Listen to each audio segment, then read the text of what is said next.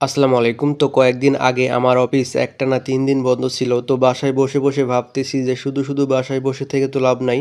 কিছু একটা করা যাক। ফাইনালি যেই ভাবনা সেই কাজ ডিসাইড করলাম বালতির মধ্যে কিছু ভালো উর্বর মাটি দিয়ে ছাদের উপরে ছাদ বাগান তৈরি করব। যেহেতু আগে থেকেই আমার কিছু ড্রাগন গাছ লাগানো আছে ওইখানে আরো কিছু উর্বর মাটি দিয়ে তার সাথে লাউ শাক, পুঁই শাক সহ আরো অন্যান্য শাকসবজি চাষ করা শুরু করব। এখন কথা হচ্ছে আমি যেখানে থাকি ওই বাসার আশেপাশে ভালো কোনো উর্বর মাটি পাওয়া যায় না, শুধু বালি আর বালি। তো এখন ভালো মাটি আনতে হলে আমাকে যাইতে হবে বাসা থেকে অলমোস্ট 2 কিলোমিটার দূরে। দেন আমি আর তুষার ভাই বাসা থেকে একটা ব্যাগের মধ্যে 2টা বস্তা আর একটা বটি ভরে নিয়ে বাসা থেকে রওনা দিলাম মাটির সন্ধানে। বেশ কয়েকদিন থেকে কন্টিনিউ বৃষ্টি নামতেছিল, রাস্তাঘাট একদম কাদা পানিতে পরিপূর্ণ হয়ে গেছে। তারপর বাসা থেকে বেরিয়ে একটু সামনে এসে দেখি ওই ভাই উকি মেরে কি যেন দেখতেছে, লাইক মাছের মতো কি যেন দেখা যাচ্ছে, বাট ওইটা মাছ ছিল না। আমিও উকি মেরে দেখলাম, তারপর দেখি ওইটা একটা পলিথিন ছিল, পানির সাথে সাথে নড়াচড়া করতেছে, দেখে মনে হচ্ছে একটা মাছ। তারপর আমরা হাঁটতে হাঁটতে অলমোস্ট অনেক দূরে এসে পড়েছি। এখানে এসে দেখলাম রাস্তার ধারে অযত্নে পড়ে থাকা জংলার গাছে সুন্দর সুন্দর কিছু ফুল ধরে আছে। ফুলগুলো দেখতে দারুণ আর ফুলের কালারগুলো মাশাআল্লাহ একদম প্রিমিয়াম কোয়ালিটি। ফাইনালি আমরা পৌঁছে গেছি আমাদের ডেস্টিনেশনে। চাইছিলাম আরো একটু দূর থেকে মাটি আনবো, তারপর ভাবলাম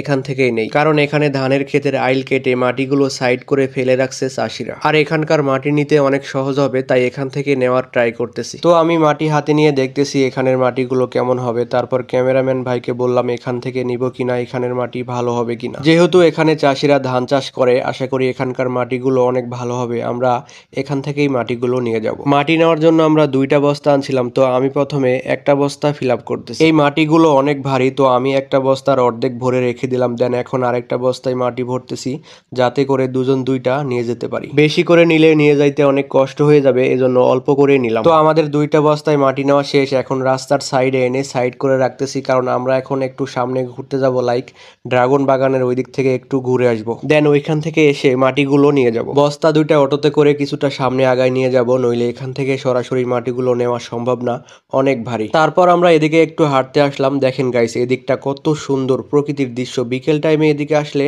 একদমই অন্যরকম একটা ফিল পাওয়া যায়। এখন যদিও আছি গাজীপুরে, তারপরে মনে হচ্ছে যে আমরা নিজ গ্রামে গিয়ে ঘুরতেছি। এনিওয়ে, তো হাঁটতে হাঁটতে আমরা এখন চলে আসছি একটা বিশাল দিঘির পাড়ে। এখানে দেখলাম সবাই বড়শি দিয়ে মাছ ধরতেছে। তো মাছ ধরা দেখলে আমার ছোটবেলার সেই মাছ ধরার কথাগুলো মনে পড়ে যায়। তারপর দেখলাম এখানে একটা ভ্যান গাড়ি রাখা আছে। আমি ছোটবেলায় অনেক ভ্যান চালিয়েছি, তো এই ভ্যানটা দেখে একটু চালানোর শখ হচ্ছে। তারপর আমি ভ্যানে উঠে পাইলটের সিটে বসে চালানোর জন্য একটু ট্রাই করতেছি। তো গাইস, আমরা এখানে বেশ মোটামুটি অনেক সময় কাটালাম, অনেক ঘোরাফেরা করলাম, দেন এখন চলে যাচ্ছি। এখন একটা অটো দাঁড় করাবো, তারপর বস্তা 2টো নিয়ে ডিরেক্ট চলে যাব বাসায়। ফাইনালি একটা অটো পেয়ে গেছি, এখন বস্তাগুলো অটোতে উঠাচ্ছি, তারপর সবাই মিলে অটোতে উঠে পড়লাম। মাটিগুলো নিয়ে বাসায় গিয়ে সুন্দর করে বালতিতে সাজিয়ে বিভিন্ন ধরনের গাছ লাগাবো ইনশাআল্লাহ। তারপর আমাদের ছাদ বাগানের আপডেট দিব এবং ফাইনাল ভিউটা দেখাবো আপনাদের ইনশাআল্লাহ। তো আমরা এখন মাটিগুলো নিয়ে আমাদের অটো স্ট্যান্ডে চলে আসলাম। এখন বস্তাগুলো অটো থেকে নামিয়ে নিচ্ছি। আমরা এখান থেকে বস্তাগুলো ঘাড়ে করে নিয়ে বাসায় যাব। এই তো বস্তাগুলো নিয়ে আমরা বাসায় পৌঁছে গেছি। এখন মাটিগুলো ঢালতেছি, মাটির সাথে কিছু ঘাসও আছে,